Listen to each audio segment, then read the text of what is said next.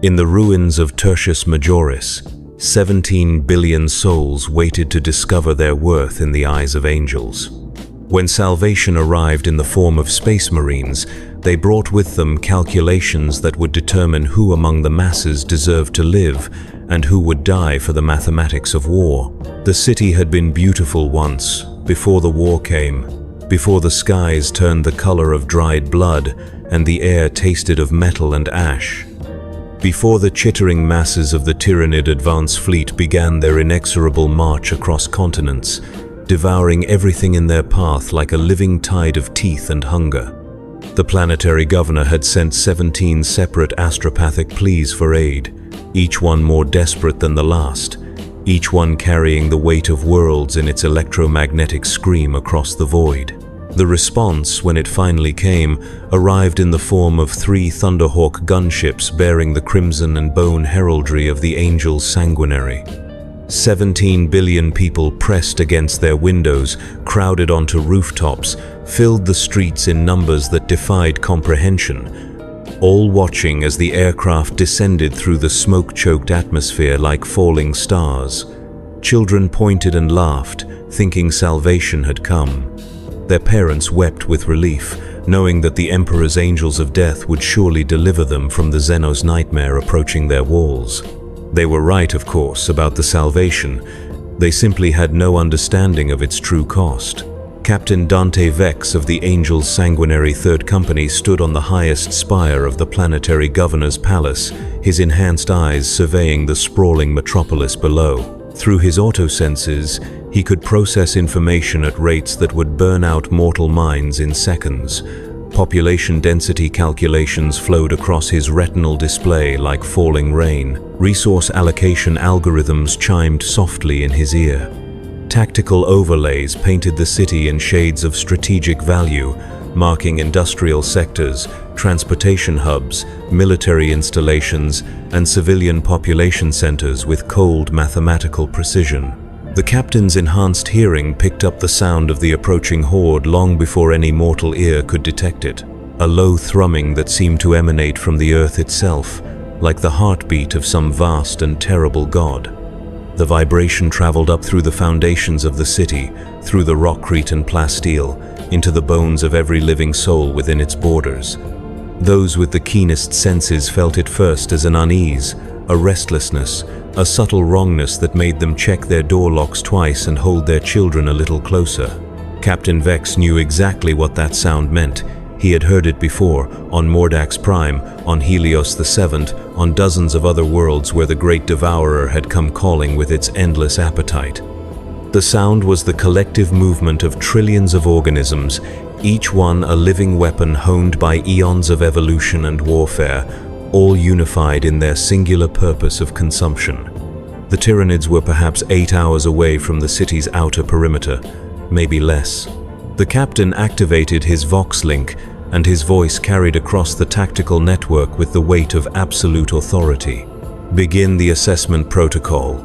All squads report readiness for immediate implementation of contingency measures. Far below, in the crowded streets and tenement blocks, the citizens of Tertius Majoris continued their desperate preparations.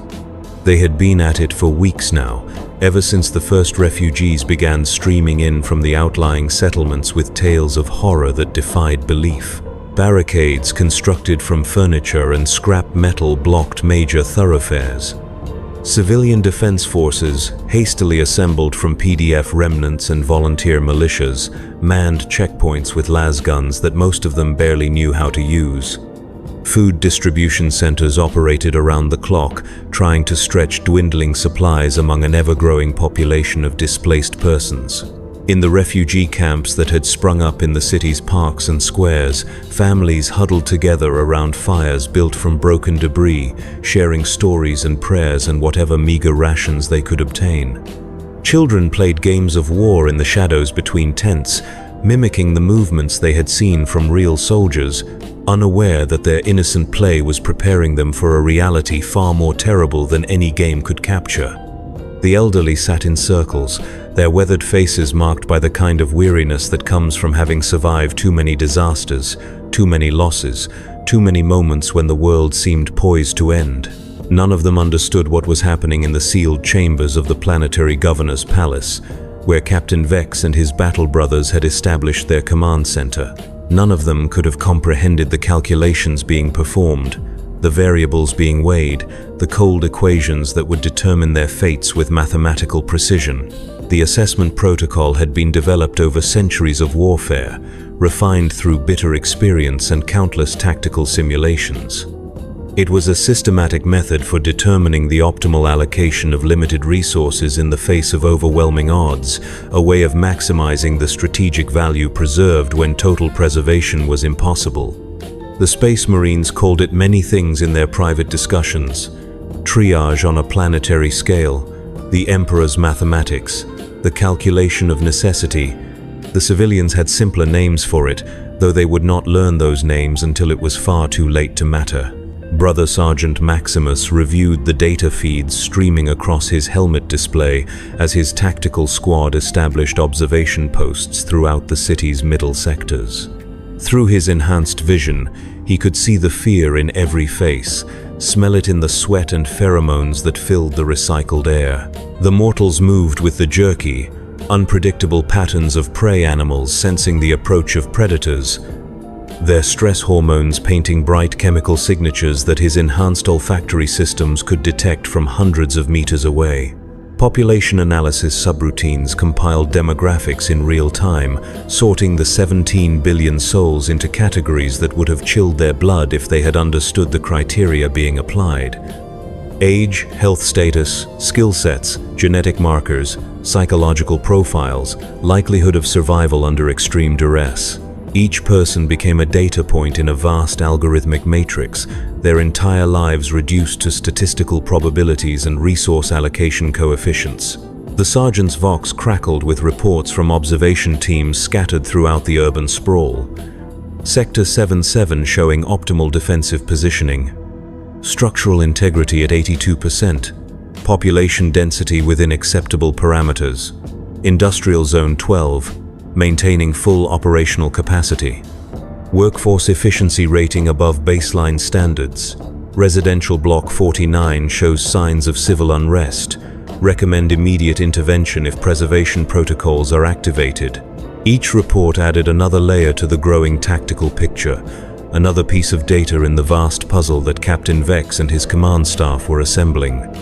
The city was being dissected, analyzed, catalogued with the same methodical precision that the Astartes applied to every aspect of warfare. Every street became a potential kill zone or defensive position. Every building was evaluated for its strategic worth, its structural integrity, its capacity to shelter valuable personnel or resources. Every person was assessed for their potential contribution to the war effort, their likelihood of survival, their place in the intricate hierarchy of necessity that governed all tactical decision-making. In the palace's deepest sub-levels, Tech Marine Kareth interfaced directly with the city's central cogitation systems, his mechanical appendages plugging into data ports with the smooth efficiency of long practice. His enhanced consciousness merged with the machine spirits of the urban infrastructure, allowing him to access information that no mortal administrator could have compiled in a dozen lifetimes. Power grid schematics flowed through his awareness like rivers of light. Water distribution networks mapped themselves in three-dimensional holographic displays. Transportation systems, communication arrays, manufacturing facilities, all of it became part of his expanded perception. The Tech Marine's augmented vocal cords produced the distinctive binary cant as he communed with the machine spirits, requesting status reports and system diagnostics with the reverence due to such ancient and noble artificial intelligences. The city's cogitators responded with streams of data that would have overwhelmed any merely human consciousness, but which Kareth processed with the casual ease of breathing. Population registers, resource inventories, production schedules, maintenance logs, criminal records, medical databases, educational transcripts, military service histories, genetic screening results, psychological evaluation profiles. Every citizen of Tertius Majoris existed within these data streams, their lives catalogued in exhaustive detail by the surveillance apparatus that was the inevitable companion of civilized existence in the Imperium. The Tech Marine could access birth certificates and death records, tax assessments and loyalty ratings, medical treatments and disciplinary actions, career achievements and social connections. He could trace bloodlines back generations, analyze genetic predispositions for disease and psychological instability, calculate productivity metrics and resource consumption patterns.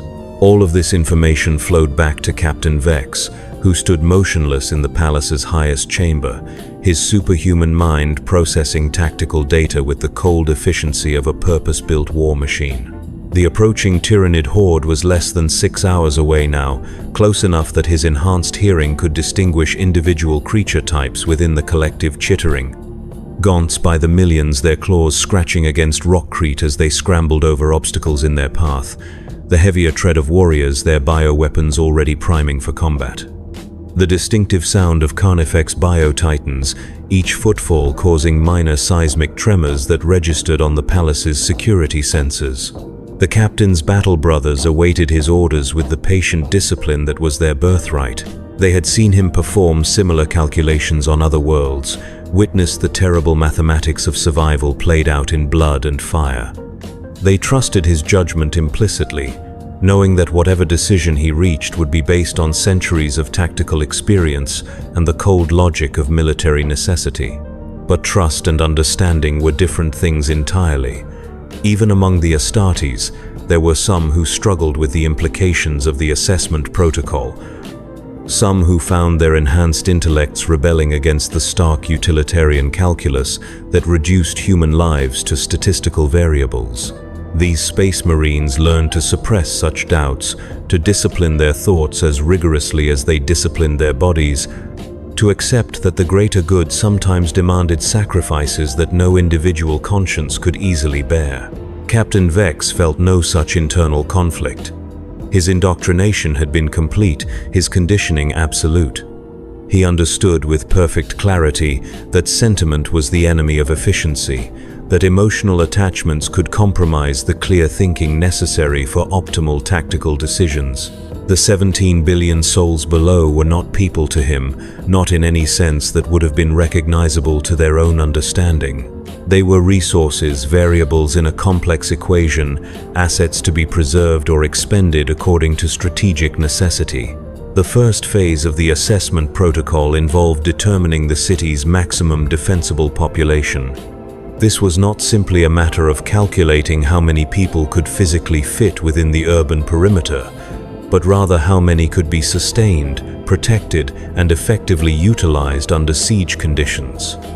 Food and water reserves, medical supplies, ammunition stocks, fuel reserves, all of these factors had to be balanced against the projected duration of the conflict and the expected casualty rates among both civilian and military personnel.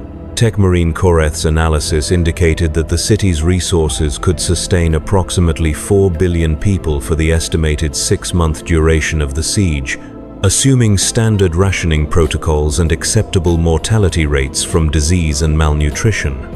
This figure assumed optimal distribution efficiency, complete civilian cooperation with military directives, and no significant disruption to the existing infrastructure during the course of the conflict. The mathematical reality was stark and unforgiving. 17 billion souls currently sheltered within the city's borders. 4 billion could potentially be sustained through the siege. The difference was 13 billion people whose continued existence represented a drain on resources that could otherwise be used to preserve those deemed more strategically valuable. Captain Vex reviewed the analysis with the same detached professionalism he would have applied to ammunition, inventory reports, or equipment maintenance schedules. The numbers were simply facts, data points to be incorporated into his tactical planning. The human cost, the individual tragedies, the families torn apart and dreams destroyed, these were abstractions that existed outside the scope of his calculations. They were emotional considerations, and emotion had no place in the pure logic of warfare. The second phase involved identifying preservation priorities.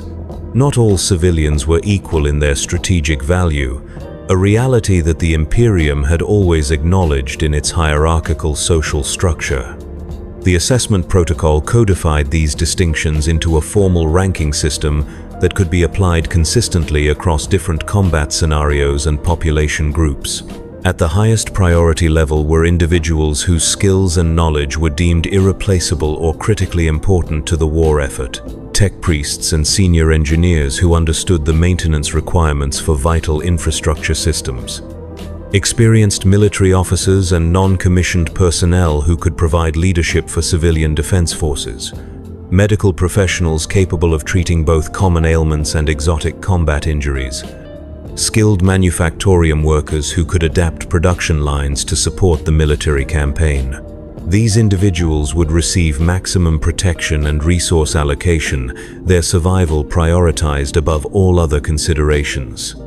They would be relocated to the most secure facilities within the city, provided with the best available equipment and supplies, and assigned personal protection details if necessary.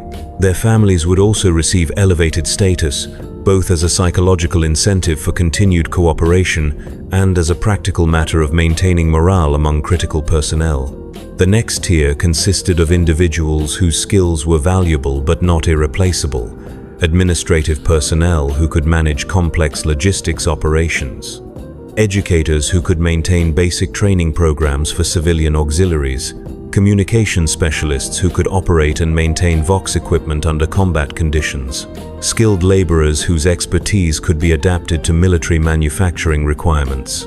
These people would receive standard protection and resource allocation, their needs met to the extent that supplies allowed without compromising the security of higher priority individuals. They would be housed in designated sectors with adequate defenses, provided with basic equipment and training for self-defense, and given specific roles in the overall defensive plan. Below them came the general population, sorted into subcategories based on age, health, and potential military utility. Young adults in good physical condition could be conscripted into auxiliary forces or assigned to manual labor details. Older citizens with specialized knowledge could serve in advisory or training roles. Children represented potential future assets, but also immediate resource drains that had to be weighed against more immediate military necessities. At the bottom of the hierarchy were those deemed to have minimal strategic value, the elderly and infirm who could not contribute meaningfully to the war effort, individuals with criminal records or questionable loyalty ratings, those whose psychological profiles indicated poor performance under stress or likelihood of panic-induced disruptive behavior. The assessment protocol was clear about the fate of this final category. In situations where resources were insufficient to sustain the entire population, these individuals would be classified as expendable. Their rations would be redirected to higher priority groups. Their living spaces would be reallocated to more valuable personnel. They would be excluded from evacuation procedures if retreat became necessary. In practical terms, they would be left to die. Brother Sergeant Maximus watched the preparations with the detached interest of a professional evaluating a complex operational scenario. His tactical squad had been assigned to oversee the implementation of preservation protocols in the city's middle sectors, where the bulk of the skilled worker population resided. The mortals moved with increasing desperation as rumors spread through the crowded streets, though none of them truly understood what was happening. The first sign came when administrative personnel began conducting new population surveys, going door to door with data slates and conducting detailed interviews about occupations, skills, family connections, and health status. The questions seemed reasonable enough at first, the kind of thing that might be expected during a military emergency when resources needed to be allocated efficiently and personnel assignments made based on capability. But as the hours passed, patterns began to emerge that filled perceptive observers with a cold and growing dread. Certain individuals received small metal tokens that granted them access to special distribution centers where higher quality rations were available. Others found themselves assigned to specific residential blocks that happened to be located near the most heavily fortified sections of the city's defensive perimeter. Families were split up as some members received different priority classifications than others. Children separated from parents based on age and health assessments that no one would explain. The civilian population's initial gratitude toward their Space Marine protectors began to curdle into something approaching fear as they realized that salvation had come with conditions they had never been asked to accept. Whispered conversations in darkened alleyways spoke of neighbors who had been quietly relocated during the night, of entire residential blocks that had been declared off-limits to all but essential personnel, of distribution centers that had stopped serving anyone without proper authorization tokens. Those with the most valuable skills found themselves living in relative comfort, their families protected and their needs met with an efficiency that bordered on the miraculous. But for every person whose status improved, there seemed to be dozens whose circumstances grew steadily worse as resources were redistributed according to priorities they could not understand and had no power to influence. Captain Vex monitored these developments through the reports of his subordinates, noting with professional satisfaction that the implementation was proceeding according to established protocols. There had been some minor incidents of civil unrest, quickly suppressed by the presence of armed Space Marines, but nothing that threatened the overall stability of the operation. The civilian population was adapting to their new circumstances with the resigned pragmatism that centuries of Imperial rule had bred into the species. The Tyranid advance scouts were now less than 4 hours from the city's outer perimeter. Through long-range Auspex scans, the Space Marines could observe the leading edge of the Horde as it flowed across the landscape like a living flood, consuming everything in its path with methodical thoroughness. The sight was both magnificent and terrible, a demonstration of evolutionary perfection turned toward the singular purpose of consumption and growth. Individual creatures were impossible to distinguish within the mass, but thermal imaging revealed the general composition of the approaching force. Countless termagants and hormagaunts formed the primary assault wave, their numbers so vast that they appeared as a single undulating carpet of movement across the planetary surface. Behind them came the heavier bioforms, Tyranid warriors and carnifexes whose role would be to exploit breaches in the defensive lines and provide synapse control for the smaller organisms. The sky above the Horde writhed with flying creatures, gargoyles and harpies that would provide aerial reconnaissance and targeted strikes against critical defensive positions. In the distance, barely visible even to enhanced Astartes optics, the massive silhouettes of bio-titans dominated the horizon like walking mountains of living weaponry. It was an enemy force that could have conquered entire star systems, a concentration of biomass and military capability that represented the accumulated consumption of dozens of worlds. Against such overwhelming odds, the survival of even a fraction of Tertius Majoris's population would constitute a strategic victory of significant magnitude. Captain Vex began the final phase of the assessment protocol, the actual implementation of preservation measures.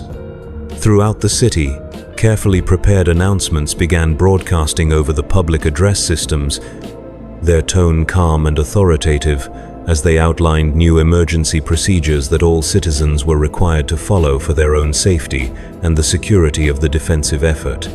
Certain residential areas were being temporarily evacuated to allow for the construction of additional defensive positions. The residents would be relocated to more secure facilities in other parts of the city, though the announcements were vague about exactly where these facilities were located or when the relocated individuals might expect to return to their homes. Food and water distribution was being centralized to ensure more efficient allocation of resources during the siege. Citizens would need to report to designated centers at specific times, bringing proper identification and authorization tokens to receive their assigned rations. Those without proper documentation would need to report to processing centers where their status could be verified and appropriate arrangements made. All civilians with critical skills were required to report immediately to mobilization centers where they would receive specialized training and equipment for their roles in the defensive effort. Their families would be provided with appropriate accommodations and protection while they fulfilled their duties to the Emperor and the Imperium. The language was bureaucratic and reassuring, designed to promote compliance rather than panic. But beneath the careful phrasing lay the steel framework of the assessment protocol, the systematic sorting of human lives into categories of value and expendability. Those who read between the lines, who understood the implications of terms like temporary evacuation and appropriate arrangements, began to make their own desperate preparations. Some tried to flee the city entirely, loading whatever possessions they could carry into ground vehicles and attempting to escape through the outer perimeter before the Tyranids arrived. These attempts were quietly intercepted by Space Marine patrols. The would-be refugees turned back with explanations about the dangers of traveling through areas that might already be compromised by Xenos infiltrators. The real reason was simpler. The assessment protocol required accurate population counts and resource allocation calculations, objectives that would be compromised if significant numbers of people were allowed to leave the designated area. Others attempted to improve their priority status through various forms of deception or bribery, claiming skills they did not possess or attempting to purchase higher-tier authorization tokens from corrupt officials. These efforts were largely futile, as the Space Marines' assessment methods were far more sophisticated than the desperate civilians realized. Biometric scans, genetic analysis, and psychological evaluation could reveal the truth about any individual within minutes, making it impossible to sustain false claims about capability or value. A few recognized the true nature of what was happening and tried to organize resistance movements, gathering groups of like-minded individuals who were unwilling to accept their assigned fate in the preservation hierarchy. These efforts were detected and neutralized with the same clinical efficiency that the Astartes applied to all forms of tactical problem-solving. The organizers simply disappeared during the night, their followers scattered and demoralized by the demonstration of their protector's absolute authority. Brother Sergeant Maximus led one such intervention personally, his tactical squad moving through the darkened streets with the silent precision of apex predators stalking their prey. The target was a former PDF colonel who had been attempting to rally civilian resistance in the industrial sectors, spreading dangerous ideas about the Space Marines' true intentions and encouraging others to defy the preservation protocols. The operation was completed within minutes. The target extracted from his hiding place and transported to a secure facility for interrogation and processing. His followers were left with clear evidence of their powerlessness in the face of Astartes' capabilities, a message that would spread quickly through the civilian population and discourage similar attempts at organized resistance. The sergeant felt no particular emotion about the operation, neither satisfaction nor regret. It was simply a tactical necessity, a problem that required solution in order to maintain the overall effectiveness of the preservation effort. The colonel had possessed potentially valuable military experience, but his refusal to accept proper authority made him more dangerous than useful. His removal would actually improve the long-term stability of the civilian population by eliminating a source of disruptive influence. As the final hours before the Tyranid assault ticked away, the true scope of the assessment protocol began to become clear. Throughout the city, millions of people found themselves subtly but inexorably herded into specific areas, their movement controlled by a combination of incentives, restrictions, and direct intervention. Those with high priority ratings were gathered in the most defensible sections of the urban core, surrounded by the heaviest fortifications and the largest concentrations of Space Marine personnel. Lower priority individuals found themselves assigned to outer sectors, areas that would serve as buffer zones during the initial assault phases. They were provided with basic weapons and minimal training, told that their role was to delay and disrupt the Xenos' advance while the main defensive positions prepared for siege warfare. The reality, which none of them fully understood, was that they were being positioned to absorb the first wave of Tyranid attacks, their sacrifice buying time for the preservation of more valuable assets. The lowest priority groups were directed to facilities that had been designated as temporary shelters, massive structures in the city's outermost districts that could house hundreds of thousands of people in cramped but theoretically safe conditions. These shelters were equipped with basic life support systems and minimal supplies, enough to sustain their occupants for perhaps a few days under optimal conditions. What the shelters lacked were adequate defensive measures, communication systems, or any means of evacuation if the Tyranid assault proved successful in those sectors. They were, in essence, containment facilities designed to concentrate expendable population groups in areas where their loss would not compromise the overall defensive effort. Captain Vex reviewed the final deployment statistics with professional satisfaction. The preservation protocols had been implemented with exceptional efficiency. The 17 billion souls of Tertius Majoris sorted and positioned according to their strategic value, with minimal disruption to overall defensive preparations. Resource allocation had been optimized.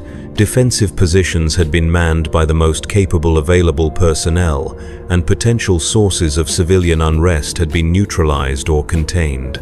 The mathematics of survival had been calculated with precision, the variables weighted and balanced to maximize the probability of preserving the most strategically valuable elements of the population.